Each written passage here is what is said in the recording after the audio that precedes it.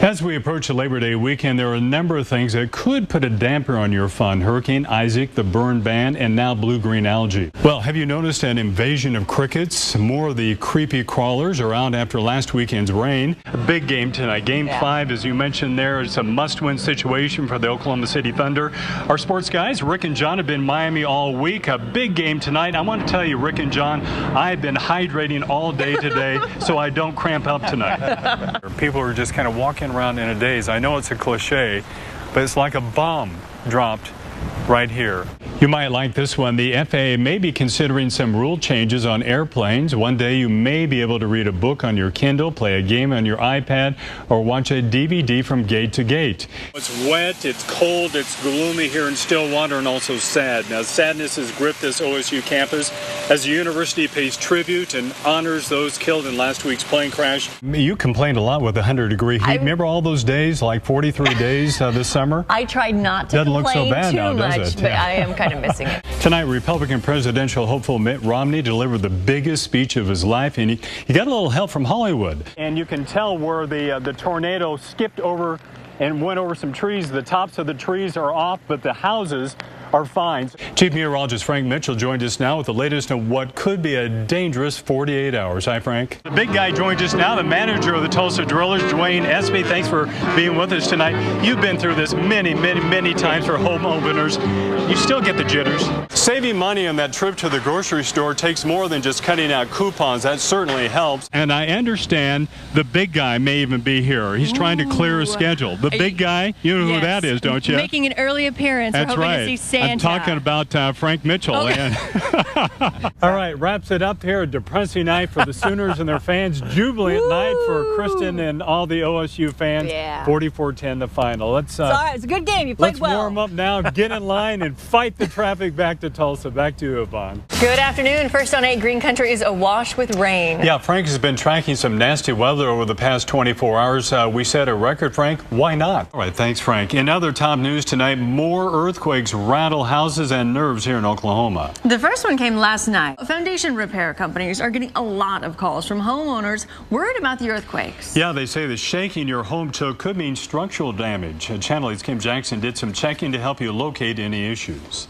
Not every home experiences damages. Age could be a factor, but experts say there is nothing you can do to prevent a crack from forming. A 6-year-old has left to fend for himself after being abandoned at his bus stop. It happened in Cleveland yesterday. A multi-county drug crackdown. That's 305 offenders here in northeast Oklahoma. Oklahoma's Bureau of Narcotics teamed up with local police to seize 10 meth labs.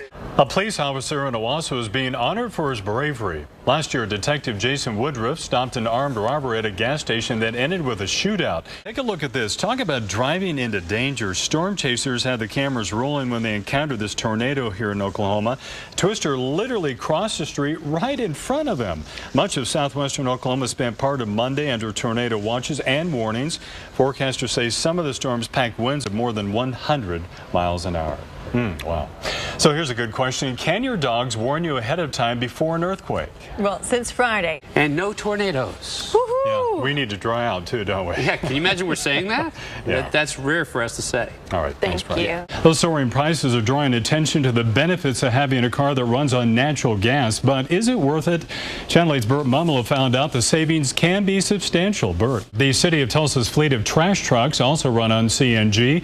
Experts say running on natural gas saves the city roughly $500,000 a year. Your voice, your vote tonight as we get your election results. The turnout was relatively low as people cast ballots in several runoff elections and for area school bonds. There you go. You can find the results from all the other races running at the bottom of your screen. We'll have the latest numbers on our website. Just go to KTUL.com. Well, after a one-day delay due to Hurricane Isaac, the Republican convention heated up tonight. Oklahoma Governor Mary Fallin was one of several leaders to speak under the We Built It theme tonight. But Mitt Romney's wife, Ann, grabbed the most attention. Here's ABC's Karen Travers with the highlights. One of Tulsa's greatest advocates for the city's homeless has passed away. Mother Grace Tucker died at her home last night. She was 93. Mother Tucker is known for her caring and giving spirit. An atheist will give the opening prayer at Thursday's city council meeting. Rights, equal acceptance. Once again, Dan Nairn will represent the Humanist Association of Tulsa, but we've learned that extra security is scheduled for that meeting. All right, so what do you think about this? Here's what people are posting on our Facebook page. Lisa says, put God back in our government and schools, and we would see great improvements. Have you noticed an invasion of crickets? More of the creepy crawlers are out after last weekend's rain.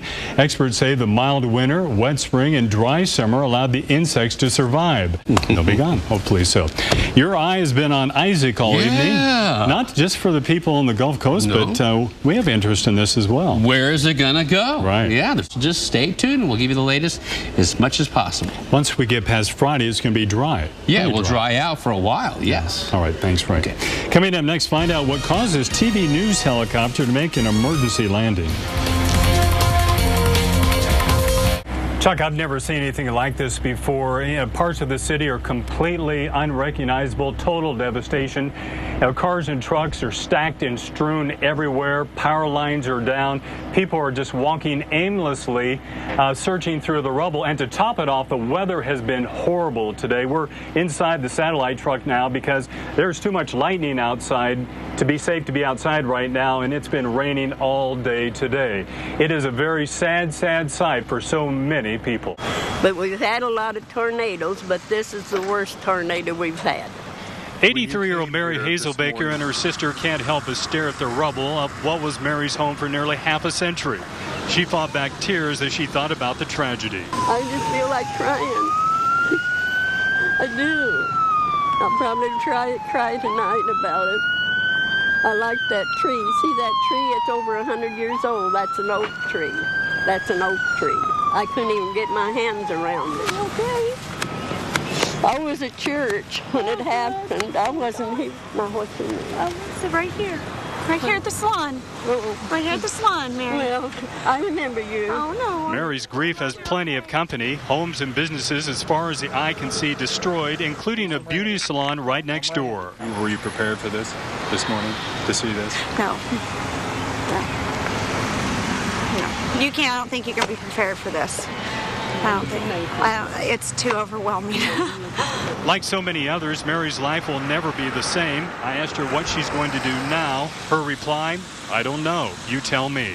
All of it's all gone. It's all gone. Our life's all that matters, sweetheart. I'm just glad you're okay. Well, she's happy to be alive. Now, sorry for this, but it's really coming down right now. I want to tell you a quick story. I met a woman about an hour ago. She was trapped in a medical building just on the other side of the street from, this is St. John Hospital we've heard a lot about and seen about. She was trapped there for 30 minutes, and she saw a hole in the ceiling where she could wave some insulation, and some kids saw her and rescued her. And today she said, I'm still looking for my car. It's nowhere in the parking lot, and it could be anywhere. Just another example how powerful this storm was yesterday. Chuck? Well, Mark, if you look at the sort of the developed part of Joplin there, it's hard to get an overview. The areas that have been badly damaged, 20, 30, 40% of the city, can you put a quantity on it for us? Well, I've heard from an official 30% of Joplin has had significant or major damage. Now, if you just go a little ways this way, there's no problem. You know, there's no damage at all. And you can tell where the tornado skipped over and went over some trees. The tops of the trees are off, but the houses are fine. So you can tell where the tornado skipped over the houses and went on. But there's like a mile wide of destruction and several miles long. So anywhere you look where we are right now, I call this ground zero. There's destruction everywhere here, Chuck.